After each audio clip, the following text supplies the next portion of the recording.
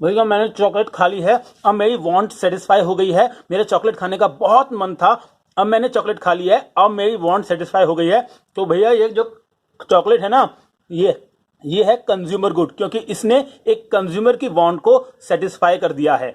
ये जो चॉकलेट है ये है कंज्यूमर गुड। तो भैया कंज्यूमर गुड की डेफिनेशन पढ़ लेते हैं। कंज्यूमर गुड्स लिख रहा है, it refers to those goods which are used by consumer to satisfy their wants. For example chocolate, car, TV, bread, furniture.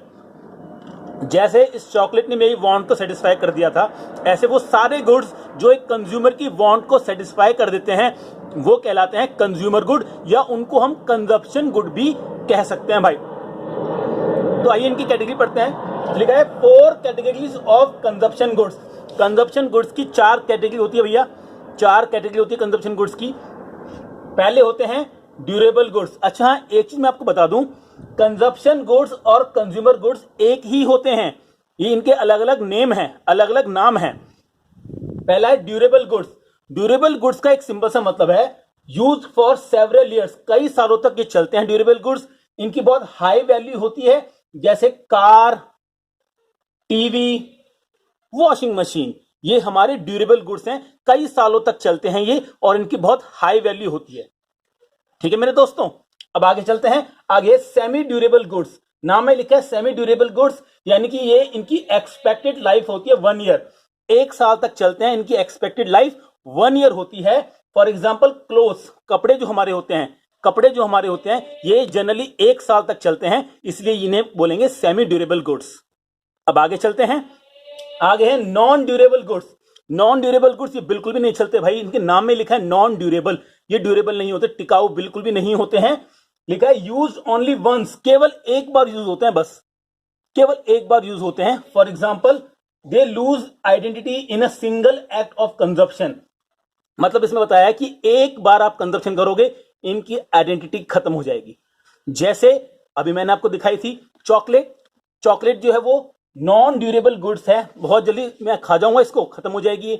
Milk, bread, अनाज, ये सब हमारे नॉन ड्यूरेबल गुड्स होते हैं। आगे चलते हैं। आगे लिखा है सर्विसेज। देखो भैया सर्विसेज को भी इन्होंने कंज्यूमर गुड्स में शामिल किया है, सर्विसेज भी कंज्यूमर गुड्स में ही शामिल होती है। तो लिखा है नॉन मटेरियल गुड्स, ये नॉन मटेरियल गुड्स होते हैं, मटेरियल गुड्स नहीं होते हैं, सेटिस्फाई ह्यूमन वांट डायरेक्टली, और डायरेक्टली ह्यूमन वांट्स को सेटिस्फाई करते हैं।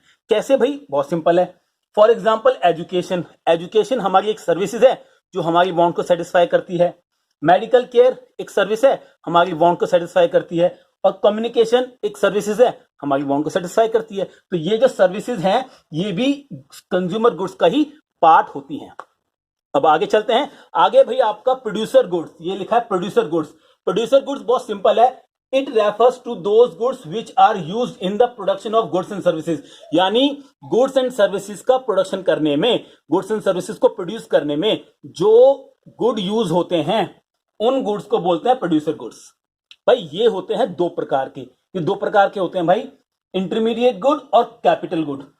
इंटरमीडिएट गुड लिखा है यहाँ पे, use for input during manufacturing process, किसी चीज को मैन्युफैक्चरिंग करते वक्त ये इनपुट की तरह इस्तेमाल होते हैं, यानी कि रॉ मटेरियल की तरह इस्तेमाल होते हैं। जैसे गन्ना, भाई शुगर बनाने के प्रोसेस में गन्ना जो होता है वो रॉ मटेरियल की तरह इस्तेमाल होता है, इसलिए गन्ना जो हो गया वो हो गया इंटरमीडिएट गुड एक प्रोड्यूसर के लिए, क्योंकि वो यूज हो रहा है एज अ रॉ मटेरियल। या इसके अलावा कोई भी ऐसी चीज जो हम रीसेल कर रहे हैं, सेम ईयर में रीसेल कर रहे हैं, उसे भी इंटरमीडिएट गुड माना जाएगा। अब आगे चलते हैं। आगे आपका कैपिटल गुड। कैपिटल गुड भैया use to produce other goods, जो अदर गुड्स बनाने में काम आते हैं उन्हें बोलते हैं कैपिटल गुड्स। जैसे गन्ने से चीनी बनाने के लिए जिस मशीन का इस्तेमाल होता है उस मशीन को बोलेंगे हम कैपिटल गुड, क्योंकि वो मशीन का इस्तेमाल हो रहा है गन्ने से चीनी बनाने के लिए। ठीक है भाई, तो नॉट फॉर रीसेल, ये रीसेल के लिए नहीं होते भाई। और लिखा फाइनल इन्वेस्टमेंट गुड्स, ये प्रोड्यूसर की इन्वेस्टमेंट होती है, प्रोड्यूसर की फाइनल इन्वेस्टमेंट होती है, और प्रोड्यूसर इन गुड्स से other goods and services produce करता है भाई। तो दोस्तों ये थे कंज्यूमर गुड्स और प्रोड्यूसर गुड्स के बीच में डिफरेंस। अगर आपको ये वीडियो अच्छी लगी है तो लाइक कीजिए, शेयर कीजिए, कमेंट कीजिए, और अगर आप चैनल पे नए हैं तो इसे सब्सक्राइब कर लीजिए। Thank you.